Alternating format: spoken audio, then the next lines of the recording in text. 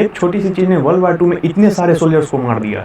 दरअसल world war 2 के दौरान एशिया और अफ्रीका के सोल्जर्स के लिए मलेरिया बहुत बड़ा खतरा बन चुका था। उस समय मलेरिया बिल्कुल नहीं थी, इसलिए इस पर किसी भी तरह की दवा भी काम नहीं कर रही। तब यूएस आर्मी ने एक पावरफुल इंसेक्टिसाइड बना जिसका नाम था डाइक्लोरो डाइफेनाइल ट्राइक्लोरोइथेन, शॉर्टकट में डीडीटी। 1943 में जब डीडीटी का यूज किया गया तो मलेरिया के केसेस में भारी गिरावट देखने को मिला और इस वजह से अमेरिका इस पाउडर को मिरेकल पाउडर बोलने लगा। वर्ल्ड वार 2 के बाद डीडीटी का ग्लोबली स्टार्ट यूज हो गया। WHO और यूनिसेफ भी इसे प्रमोट कर रहे थे, जिसके वजह से इसका यूज हर जगह किए जाने लगा, जैसे कि स्कूल्स, हॉस्पिटल्स। 1950 तक डीडीटी के वजह से जो मलेरिया के केसेस मिलियंस में आते वो कुछ लाखों में ही रहे। उस वक्त लोग इस केमिकल को सेवियर मान रहे थे और यहाँ तक कि टीवी एड्स में भी इसे सेफ दिखाया जाता था। लेकिन फिर 1962 में एक ट्विस्ट आया। रकेल कार्सन की एक बुक पब्लिश होती है, साइलेंट स्प्रिंग। उसमें बताया गया कि डीडीटी सिर्फ इंसेक्ट को ही नहीं खत्म कर रही, ये इन्वायरमेंट और ह्यूमंस दोनों को धीरे धीरे मार रही है। दरअसल डीडीटी का जो स्प्रे किया जाता था वो सॉइल में जमा हो जाता और वो धीरे धीरे फूड चेन में घुस जाता, जिसके वजह से बर्ड के कई स्पीसीज भी एक्सटिंक्ट होने के कगार पे पहुंच और इंसानों में भी कैंसर और लिवर डैमेज जैसी कई बीमारियां बढ़ने लगी। 1970 तक डीडीटी के खिलाफ प्रोटेस्ट शुरू हो गए और फिर 1972 में अमेरिका ने इसे बैन भी कर दिया और उसके बाद धीरे धीरे लगभग सारे देश ने इसे रिस्ट्रिक्ट कर दिया। दोस्तों, कोई भी टेक्नोलॉजी या डिस्कवरी अगर हेल्पफुल होती है तो वो हार्मफुल भी होती है। वीडियो अगर इन्फॉर्मेटिव लगी हो तो लाइक शेयर और सब्सक्राइब जरूर कीजिएगा।